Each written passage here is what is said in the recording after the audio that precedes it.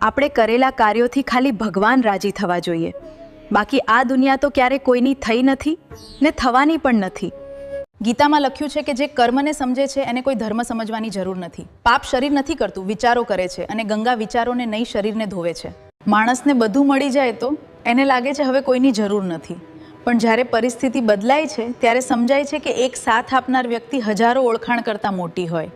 સાંભળી લેવાનું, બોલવાનું નહીં, પણ ભૂલવાનું પણ નહીં, ભેગું કરવાનું, અને સમય આવે ને ત્યારે ડબલ પાછું દેવાનું. સમય બધાનો આવે છે સાહેબ. કોઈને એટલી જ સલાહ અપાય જેટલી એ સમજી શકે, કેમ કે ડોલ ભરાઈ જાય પછી પાણીનો બગાડ જ થાય છે. ગીતામાં લખ્યું છે કે જે કર્મને સમજે છે એને કોઈ ધર્મ સમજવાની જરૂર નથી. પાપ શરીર નથી કરતું, વિચારો કરે છે, અને ગંગા વિચારોને નહીં શરીરને ધોવે છે. માણસ જ્યારથી ત્રાજવાને બદલે ઇલેક્ટ્રિક કાંટો વાપરતો થયો છે ત્યારથી જ કદાચ નમતું જોખવાનું ભૂલી ગયો છે.